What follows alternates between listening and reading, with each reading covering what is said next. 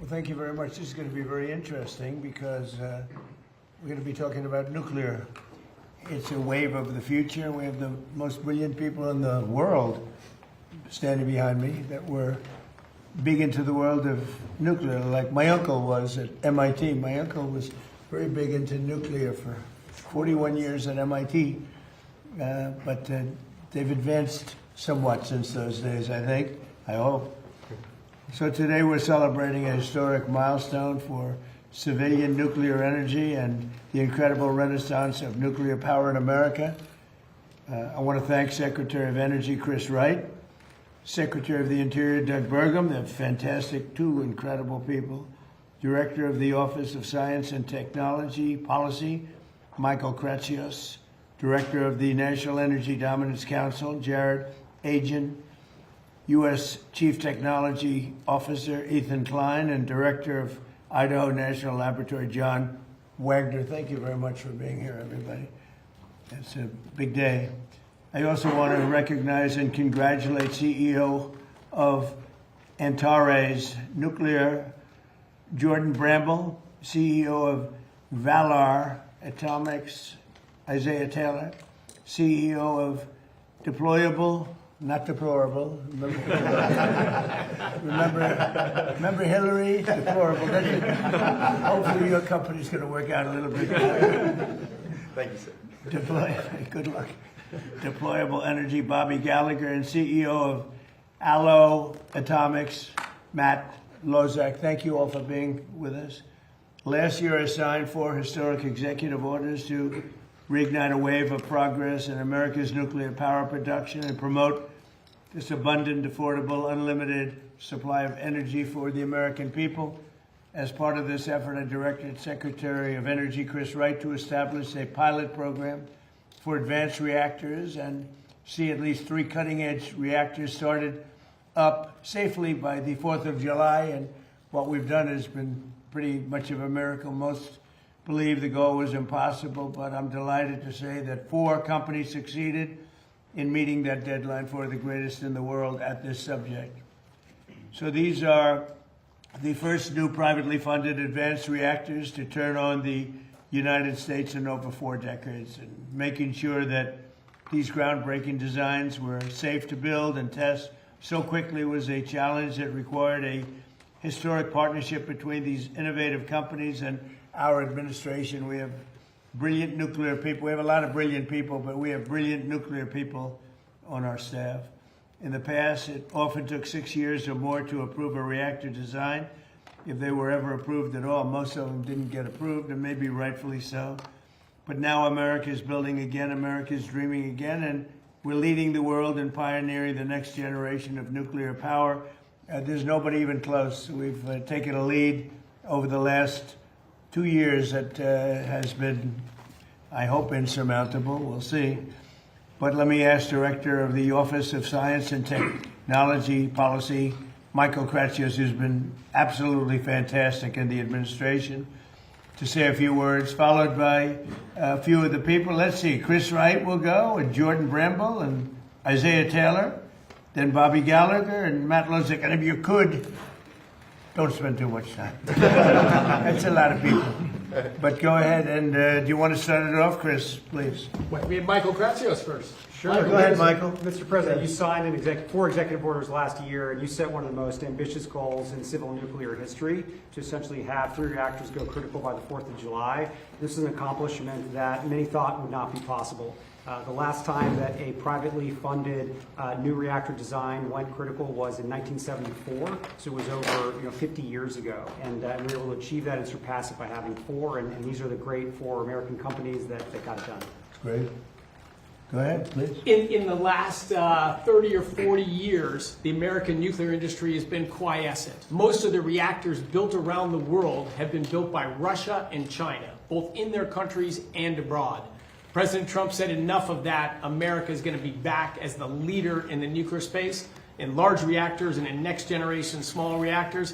He set a bold goal. It's been exceeded. And I'm incredibly proud to be standing here with these fabulous entrepreneurs next to me. And brilliant science people, too, really. Please, go ahead. Mr. President, thank you so much for your leadership. It was really your executive orders that catalyzed this nuclear renaissance. When they first came out, people scoffed at them. They said it couldn't be done. And now there's not only 3 companies, but 4 companies here that really met the moment. Us at Antares, we look forward to being a resilient energy source for Golden Dome, to power high-powered assets in space, and eventually undersea autonomy. So this is a strategic technology for our nation. And what we look forward to doing is putting reactors on our military installations before 2028. Great job. You're Thank you, doing sir. it. Okay, please, go ahead. And Mr. President, thank you so much for your leadership in this moment. I think that the United States has been a leader in nuclear energy since the very beginning. We were the first ever to turn on an advanced reactor in the world. We were also the first to turn on any type of nuclear reactor in the world. But over the last 30 years, we became more interested in PowerPoint than in power plants. And it's your leadership that is changing that. The executive orders that were signed last year, I think if you look forward in 50 to 100 years when we have nuclear power of every kind that's allowing us to make steel again, to make aluminum again, to actually be able to go to outer space and all the places that humanity wants to go, you could trace it back to the executive orders that started last year. So we're honored to serve our country and be a part of this. And thank you again for your leadership. Thank you. Great job. Go ahead, please. Thank you, Mr. President. Thanks for setting such an audacious, bold goal. As some of the other CEOs have said, most people thought this was impossible. But the American spirit was unlocked through your vision and through the Department of Energy and the Secretary and through the INL and John's team. We couldn't be more proud to be part of this moment. I do think this is going to be historic. I do think people are going to look back and believe that this is when the tide turned on nuclear and how we unlock cheap and abundant energy. Thank you. That's a great job you're doing too, by the way. Anybody else? Yeah, Would you like to say one more. anything? Please, go ahead. We cut it close, but we went critical at 12:20 a.m. on the 4th of July. Wow. So thank you again so much for setting these executive orders. Like everyone else said, we would not be here without those executive orders, so thank you so much. And what it's unlocking for us is this year we are going to be raising $1 billion, moving into a 1 million square foot facility, and our target market is data centers. So we're making the ideal nuclear product to power right. AI data centers with bring your own power. That's our whole goal. So thank you once again for unlocking this, and we really, really cannot be here without you. That's great. Thank you very much. Appreciate it. Have anything to say? Sure. No, go ahead. No, I would just say, I mean, this is exactly why you created the Energy Dominance Council, that you wanted to unlock new forms of energy. People ask us all the time about green energy, and I say, if you want to invest in green energy, invest in nuclear. That's the kind of energy that's going to solve the energy demand that's out there, and that's baseload energy that's going to solve our solutions, and that's the energy of the future. Sure. Thank you. Well, I would just add, we invented nuclear power in this country. At Idaho National Laboratory, first demonstrated nuclear power in 1951. After that, 52 different reactors were designed and tested there. But it's been, prior to the last couple of months with these gentlemen, it has been more than 50 years since we had a new reactor go critical on our site. And I have to say that in all my years, and I've been around for a while, I've never seen government, private industry, and the laboratories working together this effectively. And it's all driven by the bold goals in your executive orders. So Thank you very much. Congratulations. So, first of all, maybe you have some questions for the people behind me. Please, go ahead. Hi, Mr. President. I want to ask about the Saudi nuclear deal. This man over your shoulder announces a big deal after 18 months of negotiating with the Saudis. Seems like it's all done, it's signed, and then you come out, throw some new conditions on top of it, the whole thing blows up. So did he get out ahead of you, or what happened there? No, nobody got out ahead. I mean, I just say that in order to do it, they have to be a member of the Abraham Accords, which have been very successful. But it's time now that they do it.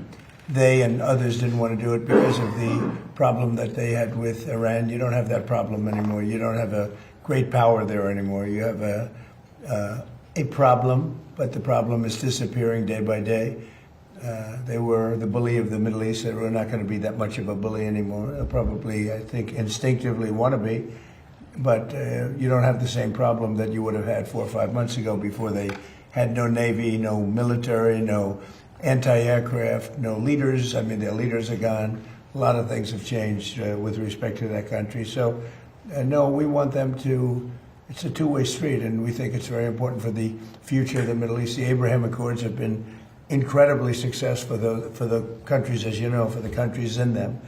And I think it's very important. So, at some point they'll join, and they'll do their civil. It's really, I call it civil nuclear, but that's what it is. No enrichment, it's civil nuclear. I have a question about Iran. You're talking about blowing up civilian power plants and bridges. Much of the civilized world would consider that a war crime. Do you? I won't respond to that question. Who are you with? The New York Times. I figured so. Failing New York Times. Yeah, Señor please. President, Javier Negra from Real America's Voice en Español. I just came back from Venezuela, and people there are very happy with you, Right. with Secretary Marco Rubio, with Secretary Wright. I have good poll numbers in Venezuela. It's actually pretty I amazing. know some huge plans for there, and they are amazing. I want to give you thank you. I want to ask you one question because some people there they are asking me that. When will there be elections? Do you have a date in mind? Senator Bernie Moreno said that July 24, 2027 could be a good day in honor of Simon Bolivar. And my second question is the football player who scored Spain's goal in the final at World Cup, Ferran Torres, celebrate the victory wearing a Make Spain Great Again cap. The communists are attacking him because they say that it's a friend of you, and also they are attacking Argentinian players because of Milei. What do you think about that? Well, he's a great player, and he was wearing essentially a "Make America Great Again" cap. So it was a nice tribute, and I think he meant that very nicely, and we appreciate it. We've made America great. We have the greatest country in the world now. I will say this: we were a year and a half ago, 2 years ago, this country was in deep trouble. We had borders that were a disaster. We had everything you could possibly have, including men playing in women's sports. Even the Supreme Court's taken care of most of that problem. But we had a country that was in big trouble. It was being laughed at all over the world. We have the hottest country. This is the hottest country anywhere in the world. So I saw him wearing the essentially "Make America Great Again" hat. And I know that he meant it as a very great compliment, and we appreciate it. As far as the elections in Venezuela, they're not really ready for them yet, but boy, a lot of progress has been made. Delcy's been doing a fantastic job, as you know. The amount of oil coming out of Venezuela right now, even before the big companies, Exxon, all the big companies are looking at it. They're going there. It's very fertile territory. But the amount of money being made by Venezuela now is more than they've ever made before, and we're taking a lot also for our efforts. And the money is being sent, and the oil is being sent to Houston and Louisiana to be refined. And we've paid for the war many times over. It's been an amazing fact, and as you say, I'm very popular in Venezuela because we're bringing tremendous economics back to the country. And they were absolutely dying. They were in such trouble. And now Venezuela is becoming extremely successful. They're taking in billions of dollars, selling millions and millions of barrels of oil. And we're getting some, and they're getting some, and everybody's making a lot. And it was dead before we got there. So it's been an incredible relationship. They're not ready yet for the elections, but at some point they will be, and we're going to be standing right on top of it. And say hello. I've known them for a long time. I've known that country, and I own the Miss Universe pageant, and Miss Venezuela always did very well in that pageant. So I know something about the country, but I've known it for a long time. They're great people. Say hello, okay? Mr. President. Peter? About Iran, what is the exit strategy? Well, I think there's a lot of them. There's a military exit where we just keep going just the way we are, and we can even make it a heavier dose, and it's knocking out everything they have. Or there's a smarter strategy, and that's you make a deal, and they want to make a deal. I just don't think they're ready yet, but they do want to make a deal. Sometimes they don't want to say they want to make a deal. They want to be the tough guys, but they do want to make a deal. There's two ways. I mean, it's you can just keep doing exactly what we're doing and take them apart piece by piece. We can do it in a more rapid fashion, which we might do, or we can negotiate with them, which we're also doing right now. I mean, as we speak, we're talking to them. And you said today that Russia and China are not helping. Earlier this week, the War Secretary Hegseth said that they are enabling. So what is the difference? Well, I don't know that they're enabling. I mean, I will tell you that President Xi said he will not partake, and President Putin said the same thing. I think, I trust them.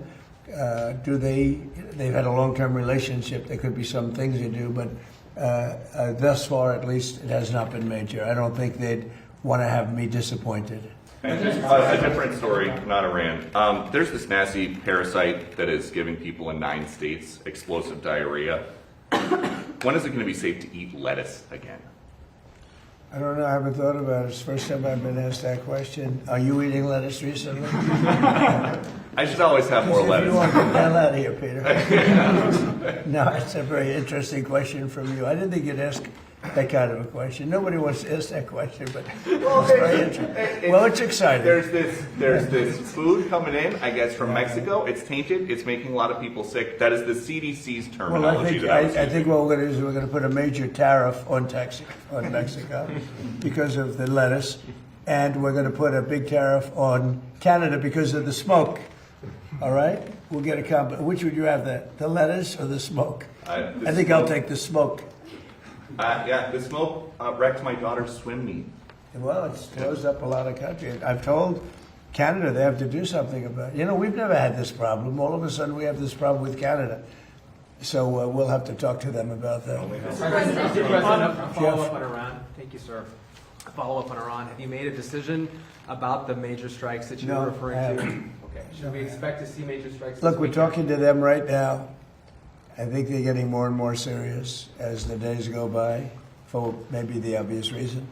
But we are talking to them right now. We'll see. Look, there are 2 ways. I consider that the smarter way, but the other is probably the easier way, doing what we're doing.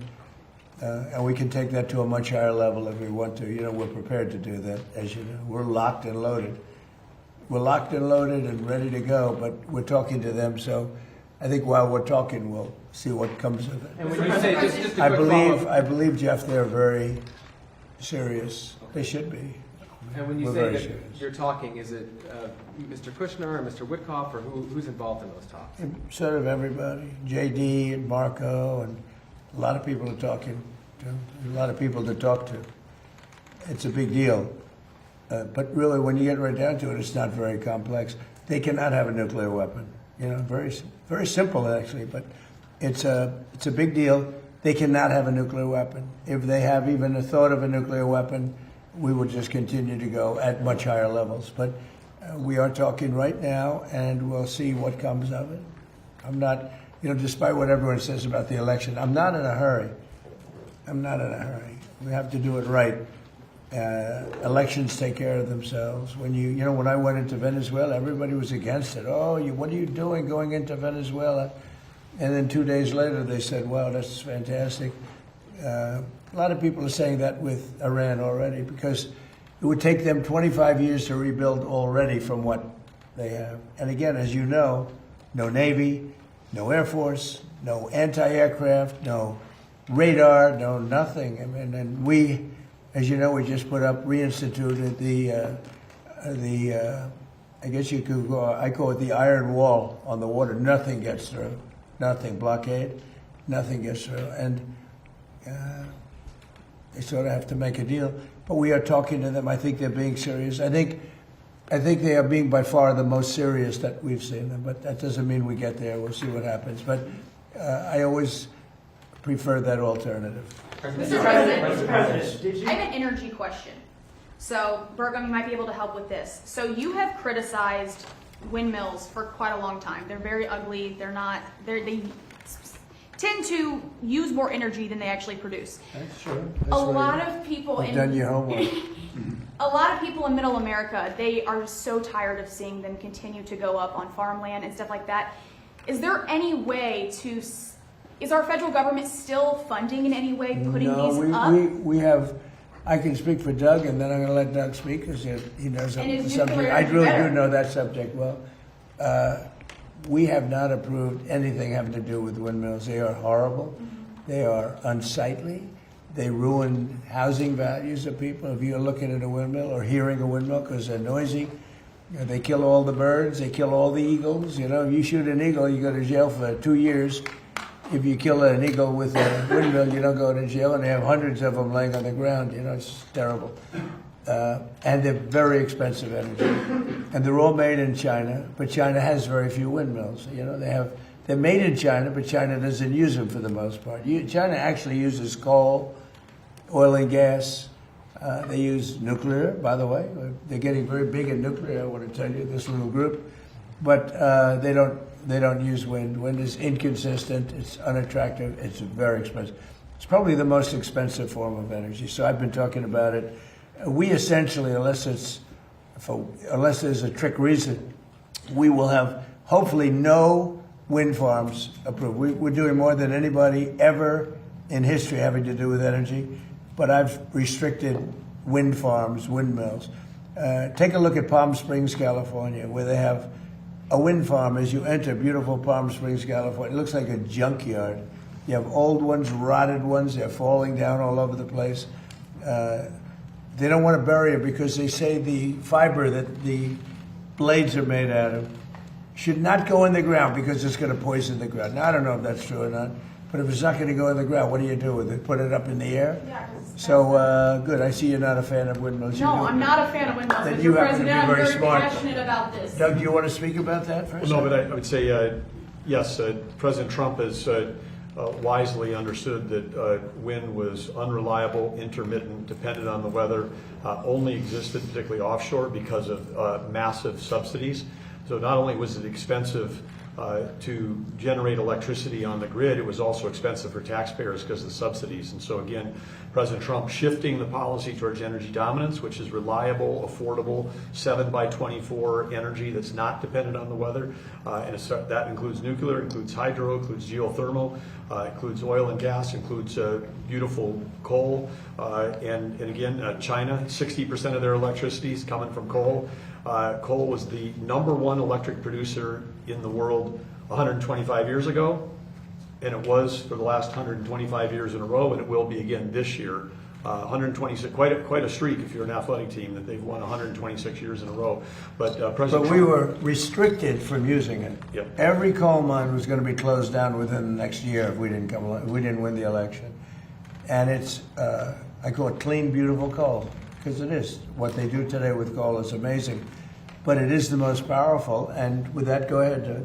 well, as I say, under President Trump's leadership, and then working together as a team across government with Chris Wright, Lee Zeldin, Energy Dominance Council, we've kept open 35 gigawatts of coal this last year, and if that 35 gigawatts was not up this past winter during the cold streak and Storm Fern, we would have seen brownouts, blackouts, and literally people dying in America during that cold weather. So again, President Trump's, the elections matter. When he came in, he turned the direction back towards reliable, affordable energy. Nuclear is a key part of that with these amazing entrepreneurs. And I just would add to this up here. People need to understand, the four guys that are standing up here did not get a government grant. This is private sector. President Trump unleashed capital going back in, billions of dollars of capital going back into the nuclear industry. President Trump understands innovation is the source of American greatness. You get rid of the regulation, you support entrepreneurs, the capital flows, America wins. And Mr. Secretary, the starting for this nuclear, dominance, what does that look like for the American people out there? Like, what are those first steps that we can see in these coming months and years? Well, I was to say, I'll go on, and you can see it right now, because when you take a look across the whole world, President Trump's policies, whether it's Venezuela, whether it's Alaska, whether it's reinstating export for 18 months ago, we had a ban on LNG exports from our country. Now we're the world's largest exporter of LNG. President Trump's policy was, let's sell energy to our friends and allies, keep it affordable at home, so our friends and allies can stop buying from our adversaries. Russia was selling virtually all of the natural gas into Western Europe. 2/3 of that gas has been displaced by America. America has turned those into our customers, supporting our allies. And with Venezuela, as President Trump said, that flowing to our refineries on the South Coast, that's lowering gas prices for America. Unleashing Alaska, which the previous administration sanctioned more than Iran, that's going to again help provide low-cost energy for Americans. So today we have the lowest priced, most secure energy of any country in the world. That's going to change the course of this country for decades to come. Mr. President, what? The Justice Department last night withdrew those subpoenas to the New York Times journalists who reported on Air Force One. Do you support these type of subpoenas to journalists, or are you going to encourage the administration? We're to not stop? after journalists. We're after leakers. We're after people that are cowards, people that are unpatriotic, people that are treasonous in many cases. And the way you find them is through the journalists. When the journalists probably know they shouldn't write, they shouldn't be giving information out like that particular information or others. We had a lot of look at the Supreme Court where they leaked the opinion of Roe v. Wade early. That person should be found. And the way you find them is to tell the journalist, if it's something having to do with national security, you tell the journalist, who is it? And we have a long way to go with that case. So you think it's appropriate to subpoena family members of journalists to find out information? You want to say it again? There were Family? subpoenas to family members of the journalists too. I don't know what's appropriate, what's not. We do it legally. Barack Hussein Obama did it all the time. He went after journalists and nobody said anything about it. He went after journalists. They said, who was the leaker? Who was the leaker?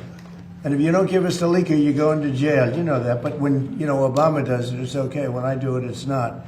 In many cases, that's the only way you're going to find out who a leaker is, and it has to do with national security. It's amazing. He did it many times, and nobody said anything about it. But when a Republican does it, when, in particular, Trump does it, everybody makes a big deal.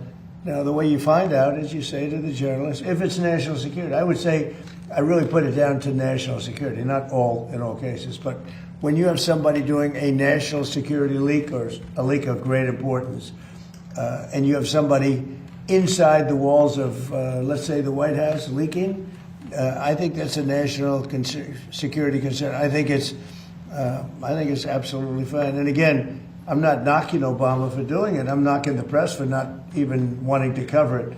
But Obama did that often. Other presidents have done it also. They go to the journalist or the reporter. They say, national security, who gave you this information? I'm okay with that. Mr. President, did you authorize First Secretary Wright to sign the Saudi nuclear deal? If not, why did he sign it? Well, we didn't talk about it, but it was always understood, and Chris knew, and Saudi Arabia knew, that if they didn't join the Abraham Accords, the deal's not, I'm not going to do the deal. So then why did he sign it? Senator John. Because they understood that in order, subject to Congress and everything else, in order for that deal to go through, they had to sign into the Abraham Accords. And they've had great success. The Abraham Accords have been very successful. But in order to do that, we wanted them, we want them in. We think it's very good. We think the Abraham Accords bring peace in the Middle East. And now there's no longer an Iran factor. There's no longer Iran to worry about because they've been reduced in terms of their capability and power by manyfold. Thank you. Senator John Thune has suggested that if the White House thinks that there are votes to pass the Save America Act, you should be picking up the phone. Who are you with? I'm with the Washington Examiner, sir. Could you be doing more to help that legislation pass? Well, I do more. I got 3 congressmen, maybe 4, to settle, to send it to the Senate. We got the vote, as you know, in Congress. I got a call from Mike Johnson, who's fantastic. He's a fantastic speaker, one of the best I've ever seen, and I think he's going to go down as one of the best. He called. He said, we have problems with 3 or 4 people. Could you call them? I called them. Every one of them, after I called them, voted, and we got it passed up to the Senate. And I'd certainly be willing. I mean, he's got 4 or 5 people that are very difficult. A couple of them I put out of office, so I understand how it feels. I mean, they're doing the wrong thing. Look, who cannot approve voter ID? Who cannot approve proof of citizenship? Who cannot approve funding military when you're winning a war? And what are you supposed to do, stop fighting? We're winning a war by a lot. We're talking to them right now. They're willing to do things that they would have never done. Other presidents should have done this a long time ago. They say 47, but now it's actually 50 years. We've been saying 47 for 3 years. So it's 50 years. For 50 years, they should have done it. But who wouldn't approve voter ID? And that's photo ID. Who wouldn't approve proof of citizenship? And the Democrats don't want it because they cheat. But no Republican should put us in a position where they don't approve something like that. Yeah, please. And then earlier today, you reposted Lara Loomer's interview with President Zelensky. What do you make of growing MAGA support for the war in Iran, or war in Ukraine? Sorry. Well, I think they support what I support. You know, we just had a complete win in Arizona. The young gentleman who's Harry Enton, I believe his name is, the pollster, said Trump's 100% favorable. He gets everybody endorses wins, which is pretty much true. Everyone I endorse, just about, wins. So there seems to be a natural bond between me and MAGA, but I'm the one that created MAGA, and I know what MAGA wants better than anybody else. You know, MAGA knows what MAGA wants, and MAGA is very happy. They want to see this done, and they're not going to be happy if it's not done. Make America great again. It's all about make America. You know, we started that a long time ago. But the concept of not approving voter ID or not approving proof of citizenship, and I won't even get into the ballot thing because, you know, we'll hold that maybe for another time. I think the two are 97, 98% issues. I think the ballots are 75% issue. But even at 75, they should do the ballots. The ballots are in many ways more important than even the first two. But they're a little more controversial because some people don't want to go and vote. But most great Americans want to go and vote. The corrupt ballot stuff that you saw that with the recent election in Los Angeles, the mayor's election, where the young guy, I don't know him, I came to the office recently after he lost, and they find all these ballots all of a sudden out of the... They came down from heaven, hundreds of thousands of ballots. Isn't it wonderful? He had no chance of losing, you know, Spencer Pratt. He had no chance. He was going to be in second place or first place. But, I saw it happen. I said, oh, he's not going to win. He had to beat somebody. He was way up on a person that nobody ever heard of, a young woman who nobody ever heard of. She cried that night that she lost. But all of a sudden, time went by, and the election's long over. And I heard a report that Spencer Pratt's not doing that well. I said, watch, he's going to lose. And he lost. It's crooked. We have crooked elections in some places. Yeah, President Trump, today it was announced LeBron James has decided that he wants his next team to be the 76ers. Where do you stand on LeBron versus Michael Jordan as the best ever? Well, Michael Jordan's a guy that's a friend of mine. Play golf with him. He's a really good guy. And I think LeBron is, maybe he's a racist, but maybe he doesn't like Trump. I don't know. But I only like people that like me. So I would say Michael Jordan all the way. And another sports question. When Tiger Woods was about to get arrested, he called you. Yeah. Now we know that when Bryson DeChambeau was having a dispute with a rules official this week, he wanted to call you. You got involved with a red card for the U.S. men's soccer team. Is there a precedent for somebody with your job becoming a fixer for the world's best athletes? Well, it's not a fixing me being a judge. Like, you know, I thought the Bryson call was a tough call. You know, I saw him walking around. I see a lot of people, they're walking around looking for their ball in weeds, okay? But I've been watching that, so, you know, I thought it was a tough call against him. I thought the red card was a very tough call. And it worked out brilliantly. Look, supposing that they didn't let him play and we lost, everyone would have been angry, right? The way it was that they lost with their best player. Now everyone's happy, including Belgium. Of course, they lost the next game, so they're not that happy either. But it worked out great. Johnny did a good job in making that call. All I did, I asked for a review. I thought that call was not a good call.